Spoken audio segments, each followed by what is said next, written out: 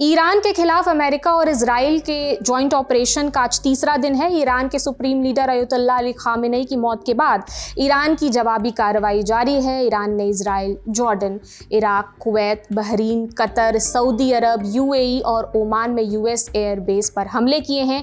Asia का market जैसे खुला, कच्चे तेल की कीमतों में इजाफा देखने को मिला, 10% तक का उछाल देखने को मिला है।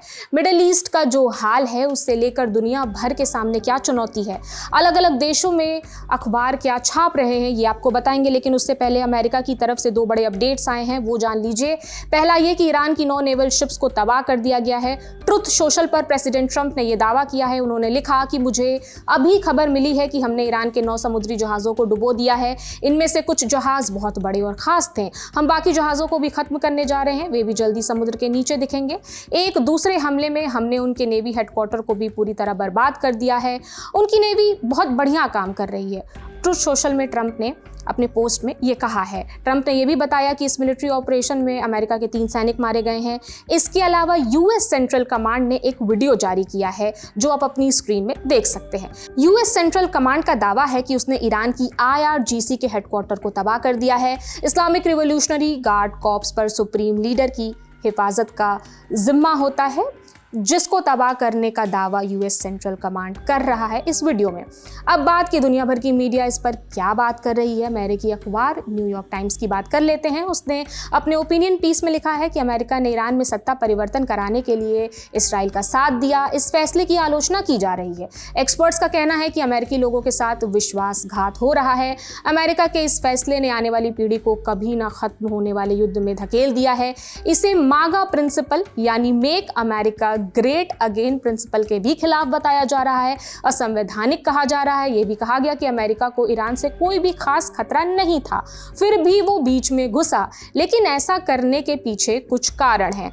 न्यूयॉर्क टाइम्स ने अपनी पीस में इसके कारण भी गिनाए हैं। पहला कारण ये है कि ये कहना गलत है कि ट्रंप ने अमेरिका को युद्ध में धकेला। उन्होंने केवल उस युद्ध का जवाब दिया है जो ईरान 1979 से अमेरिका के खिलाफ लड़ रहा है। ईरान ये समझ चुका था कि उसे कोई बड़ी कीमत नहीं चुकानी पड़ेगी, लेकिन अब और नहीं। दूसरा कारण ये था कि ईरान को भरपूर मौका मिला, वो अपना रास्ता बदल ले, इसका भरपूर समय दिया गया। पिछले साल 12 दिन की जंग के बाद उसने दोबारा परमाणु क्षमताओं को मजबूत करना शुरू कर दिया और इसका रिजल्ट तेल अवीव, दुबई और रियाद में अमेरिकी सैन्य बेस पर दिख रहा है। क्या हम 1 या 2 साल और इंतजार करते ताकि ईरान कई हजार और मिसाइल बना लेता, या इंतजार करते कि रूस उसे शोल्डर फायर एयर डिफेंस दे दे? और वैसे भी फाइनेंशियल टाइम्स ने रिपोर्ट भी किया था कि रूस इसके लिए राजी भी हो गया है। तीसरा कारण यह कि ईरान अकेला नहीं है, रूस और चीन उसके साथ खड़े हैं। वो लिबरल्स जिनको ये लगता है कि ट्रंप खुलकर पुतिन की आलोचना नहीं करते, उनको ये समझना चाहिए कि ईरान ने ही रूस को ड्रोन की तकनीक और ड्रोन भी मुहैया कराए थे जिसका इस्तेमाल यूक्रेन के खिलाफ हो रहा है। ये समझिए कि ईरान सीक्रेटली चीन को तेल सप्लाई करता है। ईरान कमजोर होता है तो चीन और रूस दोनों कमजोर होंगे। चौथा कारण ये कि ईरान में सत्ता परिवर्तन के बिना मिडिल ईस्ट में शांति की कल्पना नहीं की जा सकती। ईरान को उस हर एक आतंकवादी समूह का समर्थन मिला है जो इजराइल को मैप से मिटाने की चाह रखते हैं, ऐसा न्यूयॉर्क टाइम्स ने अपनी रिपोर्ट में लिखा है। ब्रिटेन के अखबार द गार्डियन ने एक्सपर्ट के हवाले से लिखा है, ये हमला तब हुआ जब न्यूक्लियर डील को लेकर बात चल रही थी। प्रेसिडेंट ट्रंप ने शायद इसे ठीक समय समझा, इसलिए हमला किया, जो शायद इजरायली प्रधानमंत्री बेंजामिन नेतन्याहू और अपने प्रशासन के सख्त मिजाज वाले नेताओं के प्रभाव में भी थे। इस जंग में शामिल तीनों पक्षों के लक्ष्य जो हैं वो अलग अलग हैं। ईरान का यही लक्ष्य है कि वो टिका रहे, क्योंकि वो जानता है कि अमेरिका के सामने वो ज़्यादा समय तक नहीं चल सकता। इसलिए वो अपनी सेना को एकजुट रख कर और पलटवार करके ये दिखाना चाहता है कि वो अभी खत्म नहीं हुआ है। जबकि ट्रंप एक निर्णायक जीत चाहते हैं। वो चाहते हैं कि दुनिया देखे कि उन्होंने अमेरिका के पुराने दुश्मन को घुटने पर ला दिया। उनकी रणनीति ईरान के बुनियादी ढांचे और बड़े नेताओं को खत्म करके उसे आत्मसमर्पण या अंदरूनी विद्रोह के लिए मजबूर करना चाहती है। इजराइल का लक्ष्य अमेरिका से मिलता जुलता है, लेकिन थोड़ा अलग है। वे चाहते हैं कि ईरान इतना कमज़ोर हो जाए कि इजराइल की तरफ आंख उठाकर भी ना देख सके और अपने इंटरनल मैटर में ही उलझा रहे। वहीं रूसी मीडिया आरटी इंटरनेशनल ने लिखा कि अंतर्राष्ट्रीय कानून के लिहाज से ये एक आक्रामक युद्ध है, लेकिन ईमानदारी से कहें तो इसराइल के मामले में अब इस बात से कोई खास फर्क नहीं पड़ता। इसराइल का रिकॉर्ड रंगभेद, किसी नस्ल के सफाए, अवैध हिरासत, टॉर्चर, यौन हिंसा और नरसंहार जैसे गंभीर अपराधों से भरा पड़ा है। अब एक और अपराध से कोई फर्क नहीं पड़ता। ये देश एक मॉन्स्टर की तरह व्यवहार कर रहा है और जहां तक अंतर्राष्ट्रीय कानून की बात है तो अमेरिका भी कोई दूध का धुला नहीं है। वो अंतर्राष्ट्रीय कानून बल्कि किसी भी कानून को डोरमैट की तरह समझता है, ऐसा रूसी मीडिया ने लिखा है। अब बात चीन की कर लेते हैं। चीन के सरकारी अखबार ग्लोबल टाइम्स ने लिखा कि ईरान पर हमला अंतर्राष्ट्रीय कानून का उल्लंघन है। अब ये जंग तक सीमित नहीं रह गया है। डिजिटल इंफ्रास्ट्रक्चर को निशाना बनाया जा रहा है, प्रॉक्सी गुटों का इस्तेमाल होगा, नैरेटिव सेट किए जाएंगे, अंतर्राष्ट्रीय मंचों पर एक दूसरे का विरोध होगा। इस हमले से शिया सुन्नी तनाव भी गहरा हो सकता है। इस हमले ने दुनिया की ऊर्जा सुरक्षा और समुद्री व्यापार को खतरे में डाल दिया है। एक संप्रभु राष्ट्र के सुप्रीम लीडर की हत्या ने एक बहुत ही खतरनाक परंपरा शुरू कर दी है। इसने आधुनिक युद्ध की परिभाषा बदल दी है। इसराइल और ईरान सलामी स्लाइसिंग जैसी रणनीति अपना सकते हैं, जिससे देश को अंदरूनी तौर पर कमजोर किया जा सके, घरेलू दंगे भड़काए जा सकें और ईरान की सुरक्षा को अस्थिर किया जा सके।